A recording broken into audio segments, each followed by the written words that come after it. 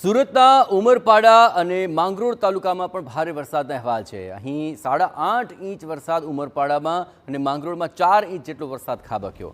કીમ નદીનું જળસ્તર ભયજનક સપાટીને પાર થઈ ચૂક્યું છે। પાણી માંગરોળના મોટા બોરસરા ગામની અંદર ઘૂસી ગયું અને કીમ નદીના પાણી અહીં ફરી વળતા લોકોને હાલાકીનો સામનો કરવો પડી રહ્યો છે।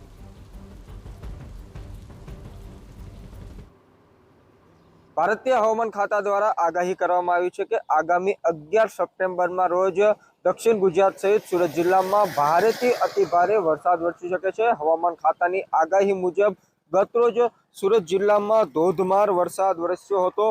સુરત જિલ્લામાં વરસેલા વરસાદને લઈને જળબંબાકારની સ્થિતિ સર્જાઈ છે।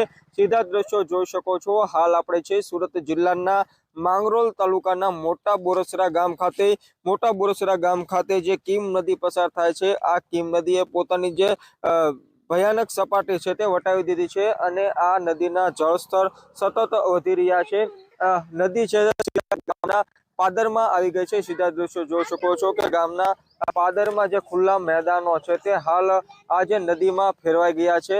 સાવચેતીના ભાગરૂપે આ જે રસ્તો છે તે રસ્તો બંધ કરી દેવામાં આવ્યો છે, જેને લઈને બોરસરા ગામનો એક ગામથી બીજા ગામનો સીધો સંપર્ક તૂટી ગયો છે। જે રીતે કીમ નદીના જળસ્તરમાં વધારો થઈ રહ્યો છે, જેને લઈને અહીંનું સ્થાનિક તંત્ર પણ હરકતમાં આવી ગયું છે। તંત્ર દ્વારા લોકોને સતત અપીલ કરવામાં આવી રહી છે કે કીમ નદીના કાંઠા વિસ્તારમાં ન જવામાં આવે અને કોઈ પણ પરિસ્થિતિ હોય તો તુરંત તંત્રને જાણ કરવામાં આવે। ત્યારે જે રીતે સુરત જિલ્લામાં હવામાન ખાતાની આગાહી છે અને હજુ અવિરત વરસાદ વરસી રહ્યો છે, જેને લઈને જનજીવન પ્રભાવિત થયું છે।